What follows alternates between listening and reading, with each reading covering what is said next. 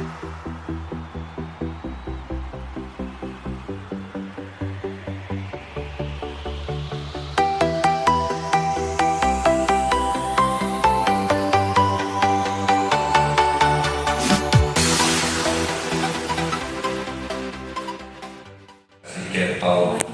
Dikdasmen Bapak Pratomo selaku Supervisor PDM 12, yaitu terkait dengan pendidikan inklusif, atau mungkin yang mewakili. Yang saya hormati Bapak Kepala Subak Tata Usaha Bapak Rahmat Taufik Pasaribu. Yang saya hormati Ketua Tim Kerja Inovasi dan Transformasi Direktorat PMPK Bapak Fajar Yulianto. Yang kami hormati Ibu Nelo Farah selaku konsultan atau dari tim staf khusus Menteri untuk PDM 02 dan PDM 12. Biasanya Badan Bang Cu kepilih selalu itu biasanya. Yang saya hormati tentu saja Bu Heni Harsian selaku PIC PDM 02 dan Ibu Mega Anastasia yang saya hormati juga dari sebagai petisi PDM 12. Tidak naik panggung ya. Yang saya hormati narasumber yang berasal dari SKP, dari Dirjen GTK serta para akademisi yang tentunya kami banggakan. Seluruh peserta perwakilan dari PIC PDM 02 terkait IKM dari 34 provinsi ya, untuk BBPMP dan BPMP, Konsorsium Prodi Pendidikan Khusus, Direktorat GTK di Mensus, peserta dari perwakilan dari inovasi, dari Dospek Edu, Praktisi, serta dari BBGP, sangat lengkap ini. Yang kami hormati Bapak Ibu anggota PDM 2 maupun PDM 12, serta tentu saja seluruh peserta panitia yang saya hormati dan saya banggakan. Mohon maaf tidak bisa disebutkan satu persatu. Bapak Ibu yang kami hormati, pertama-tama tentu kita tidak pernah lupa untuk selalu bersyukur ya bisa diberikan kesehatan, kekuatan, kesempatan berada di tempat ini bersama-sama. Tentu dalam hal ini kita akan melakukan acara ya di awal ini, pembukaan kegiatan penguatan. Melakukan kegiatan pembukaan pada sore hari ini sesuai jadwal yang sudah kita rencanakan.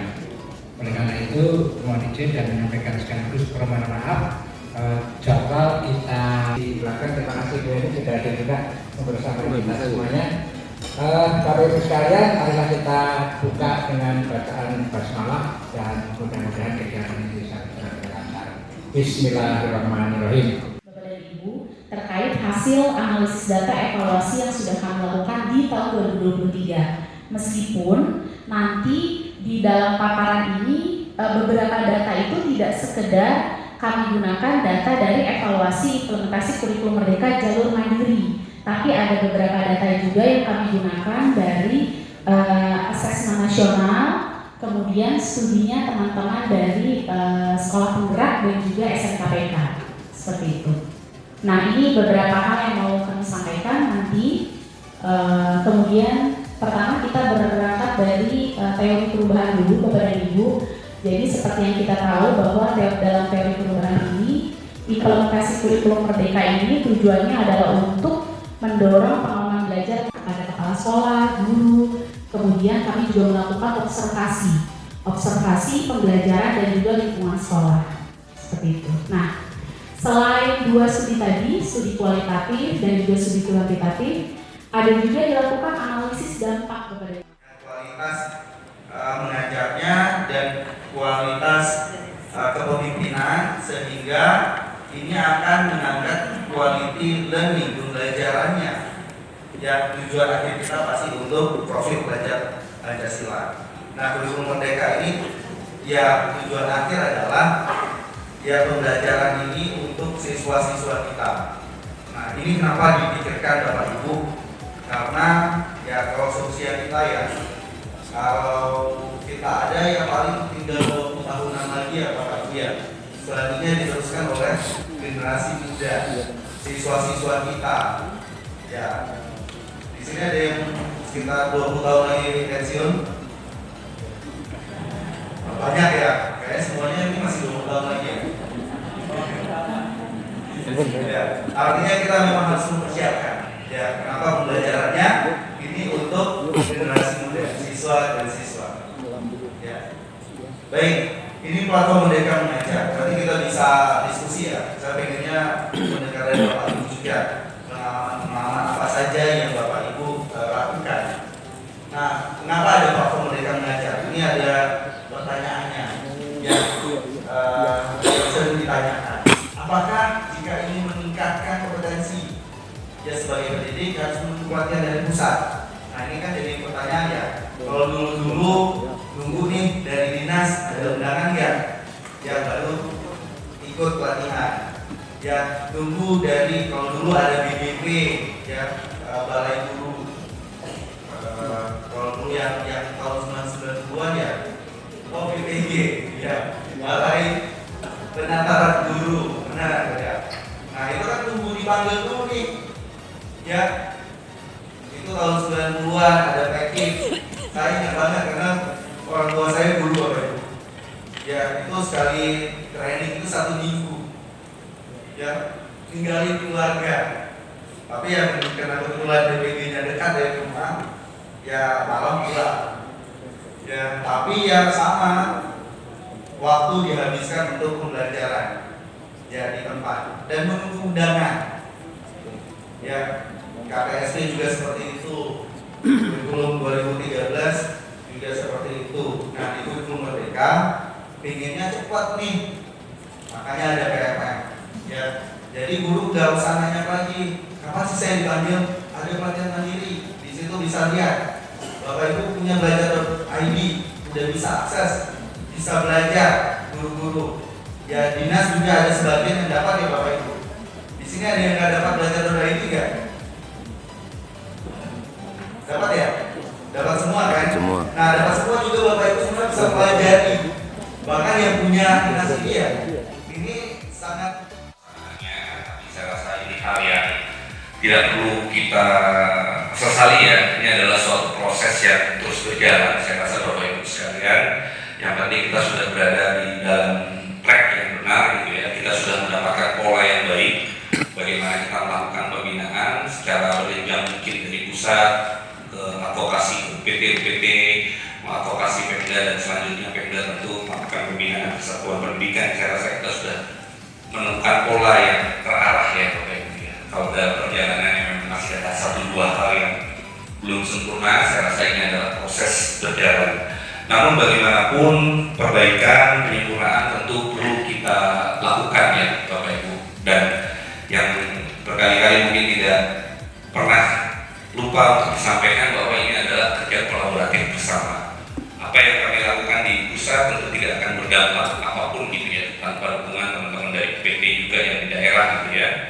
Juga teman-teman Bapak Ibu dari Dinas Pendidikan. Jadi kerangka besar kolaborasi dalam bagaimana implementasi kurikulum Merdeka itu dapat berjalan dengan baik itu sendiri sudah menjadi suatu proses pembelajaran buat kita semua ya Bapak Ibu ya, bahwa bersama itu tentunya akan menghasilkan sesuatu yang lebih baik dalam kita mencapai tujuan bersama.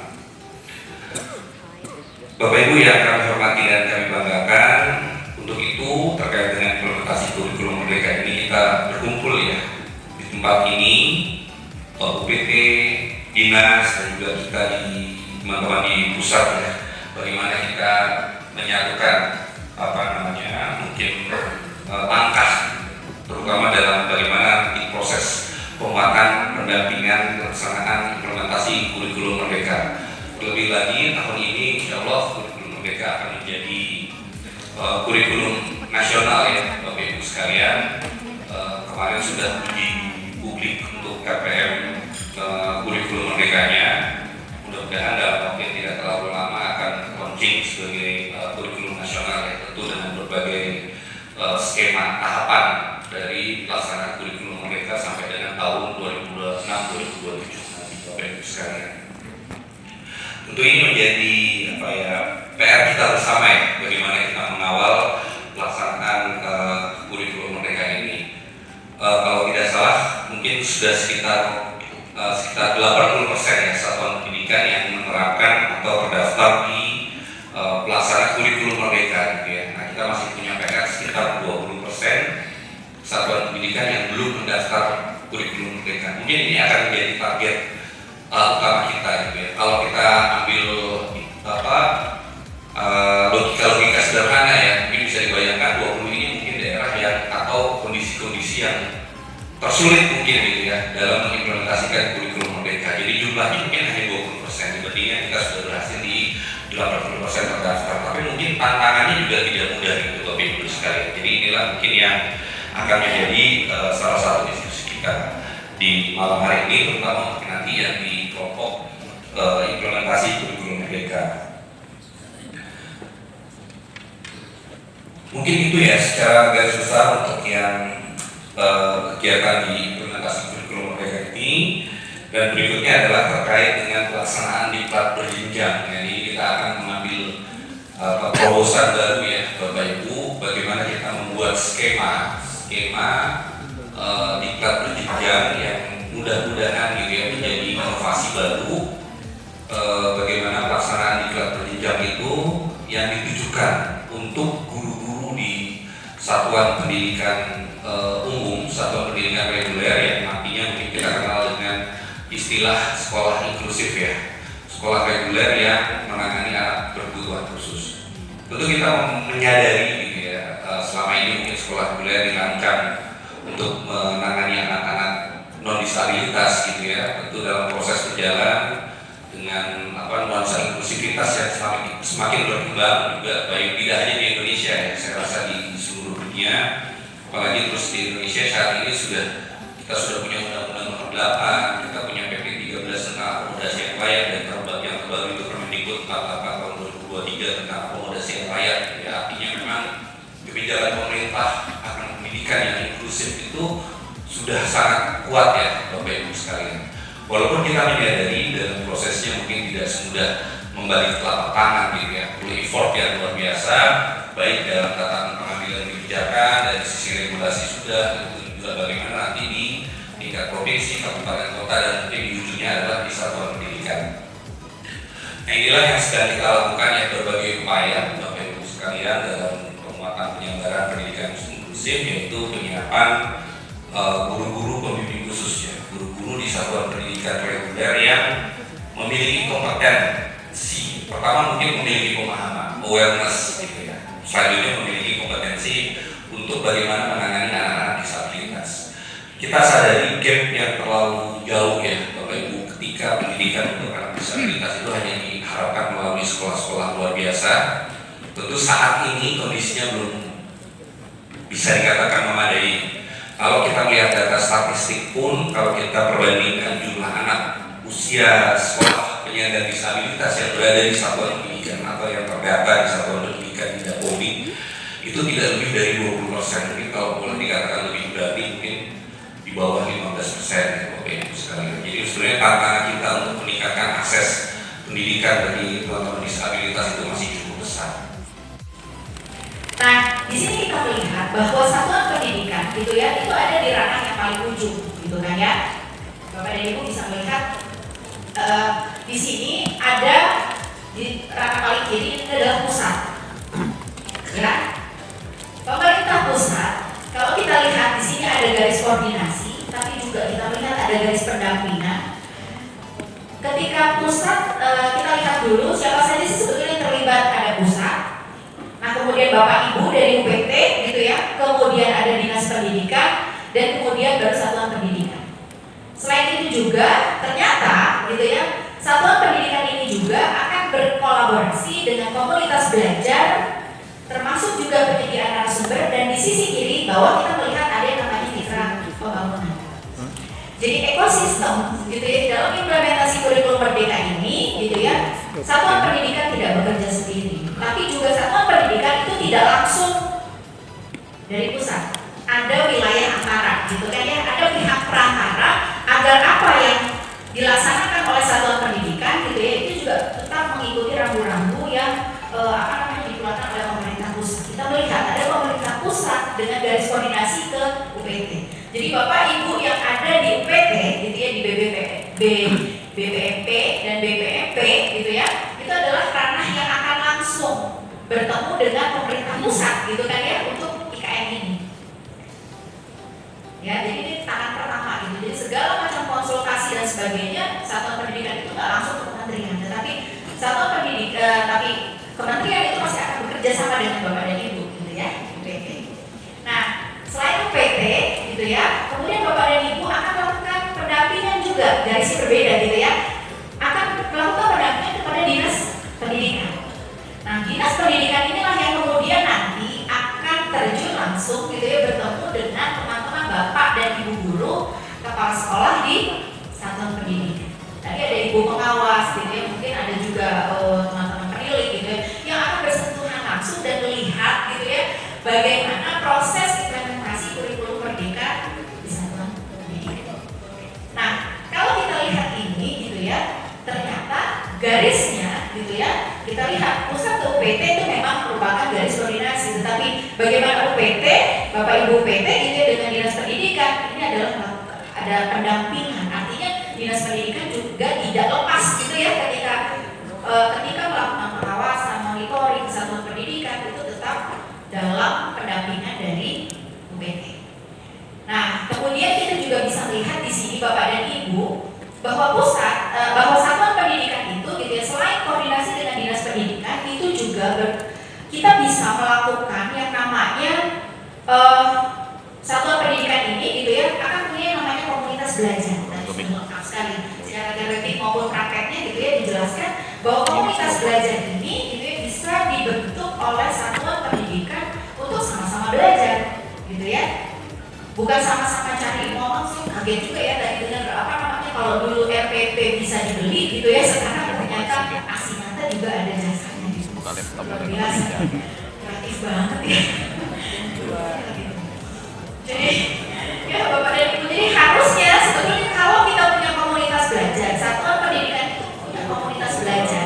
Dan komunitas belajar ini kan sebetulnya tidak hanya komunitas belajar di sekolah, tapi ada komunitas belajar yang juga berasal dari guru-guru dari sekolah yang lain. Kepala dinas safety bidang safety kepala bidang Yang sebetulnya bisa saling berbagi hasil kepala apa yang sudah dilakukan itulah kepala yang dinas bisa safety dilakukan. kepala bidang. Itulah yang kemudian dibagikan gitu ya, sharing knowledge, sharing pengetahuan, sharing pengalaman gitu ya tentang implementasi kurikulum merdeka di sekolah masing-masing. Nah, komunitas belajar ini juga gitu ya untuk mendapatkan jadi pembahasan itu kan tentu saja harus diidentifikasi ya. Jadi bagaimana teman-teman bisa, kita mau belajar apa sih sebetulnya itu bukan komunitas belajar itu yang menentukan, tapi bagaimana komunitas belajar itu kemudian bertanya gitu ya kepada guru sebetulnya yang dibutuhkan itu apa, sehingga nanti kan butuh nih narasumber dan sebagainya gitu ya. Nah, maka ada penyediaan narasumber. Ini sumber siapa saja? Banyak. Bisa dari guru-guru sekolah penggerak gitu ya, atau memang guru-guru yang secara mandiri sudah menerapkan kurikulum merdeka. Atau mungkin kita juga bisa bekerja sama Bapak dan Ibu, ada yang disebut dengan mitra pembangunan. Ya, mitra pembangunan ini adalah lembaga gitu ya atau institusi tapi non pemerintah gitu ya, yang mereka punya komitmen yang baik untuk mengaplikasikan gitu ya atau punya komitmen bersama untuk bergerak gitu ya mengoptimalkan pendidikan. Assalamualaikum warahmatullahi wabarakatuh. Saya dari Kemri, hari ini ketemu guru saya. Maaf karena saya bahasanya campur ya Pak Ibu, bahasa Melayu sama Indonesia. Saya mau kasih semangat untuk rekan-rekan semua. Belum.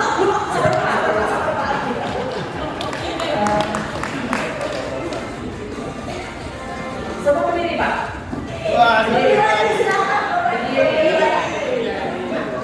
Sekarang moderatornya ibu ini soalnya. Ya, semua berdiri.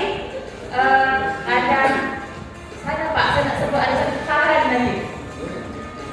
Kita pijat-pijat depan,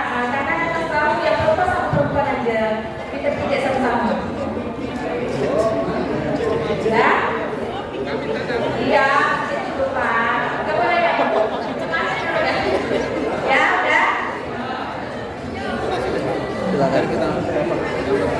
Ya.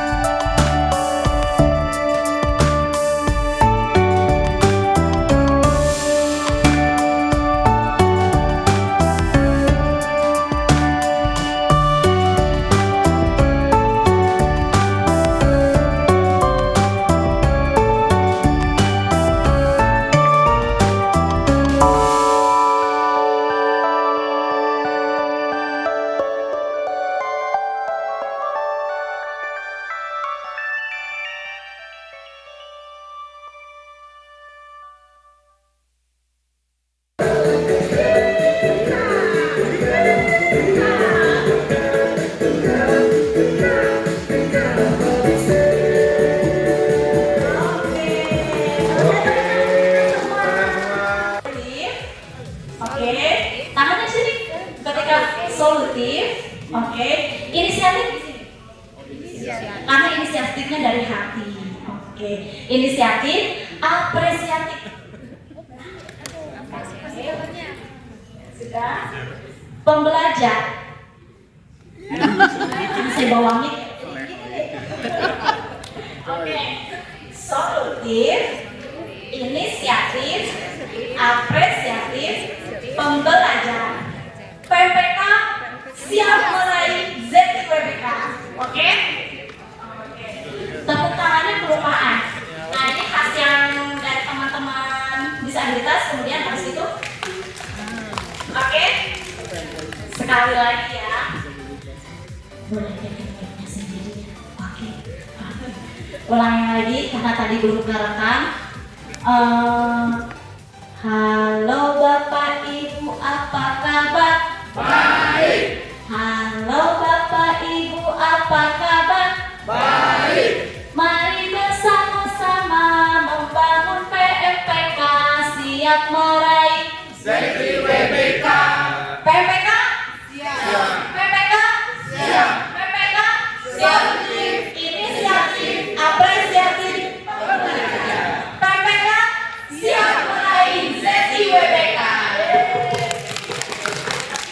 Pada kepala sekolah, guru, kemudian kami juga melakukan observasi pembelajaran dan juga lingkungan sekolah, seperti itu. Nah, selain dua studi tadi, studi kualitatif dan juga studi kuantitatif, ada juga dilakukan analisis dampak kepada. Ini semuanya menunjukkan respon positif terhadap implementasi kurikulum merdeka. Nah, yang pertama mulai dari dinas pendidikan ini ada 94,2% menyatakan tanggapan positif terhadap IKM.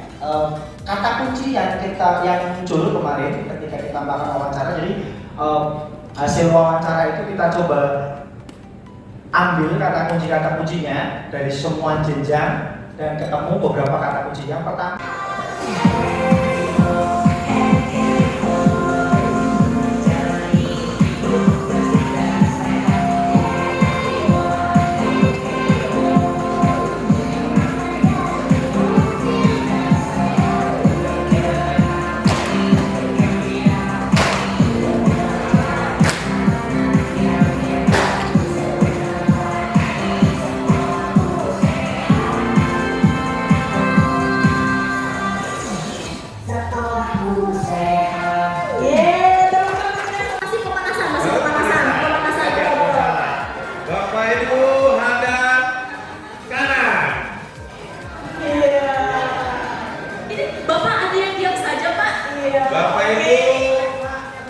hadap kiri. Pegang kuping kanan. Pegang kuping kanan. Hadap ke kanan. Iya. Kayaknya udah paham nih. Udah paham kayaknya ya? Permainannya aja Jangan ya. Bapak Ibu hadap ke depan dulu. Angkat tangan kanan. Pegang kuping kiri. Silakan dicek Bapak Ibu fasilitator, ada yang keliru, kalau ada yang keliru tarik ke depan sini. Oke, diulang lagi dulu. Biar tangannya nggak begini. Oke. Miring ke, kalau miring gini ya. Miring ke kanan. Iya. Oke, balik lagi dulu. Bapak pakai baju putih depan Pak. Ayo Pak, sini Pak, sini Pak. Ayo Pak, sini Pak. Udah dapat satu nih. Oke. Sini Pak. Oke, balik lagi Bapak Ibu, lurus lagi. Kita begini terus kita. Oke. Hadap ke kiri. Angkat tangan kiri. Hadap ke kanan. Ada nggak yang ketangkap? Ada nggak yang Ada yang ketangkep nggak? Ada yang ketangkep nggak? Belum ada ya. Jangan-jangan fasilitatornya baik-baik nih kayaknya nih. Kayaknya nih. Mundur ke belakang. Maju ke belakang. Berarti masih fokus semuanya. Luar biasa. Ini nggak ada yang mau nemenin Bapak dengan Pak siapa? Dodi. Nggak ada yang mau nemenin Pak Dodi di depan. Pokoknya udah dapat satu lagi nih Pak, dapat satu lagi nih. Ya. Ini cepat deh Mas mainnya. Maju ke depan. Kok nggak ada yang salah ya? Iya saya bingung. Kayaknya harus lebih cepat deh. Iya, pas banget nih ibu-ibu Pas nih. pasang nih. Pasang nih. Mas cocok putih sama merah. Indonesia. Indonesia. Oke. Nah,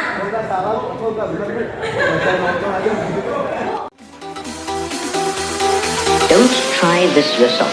It's extremely dangerous.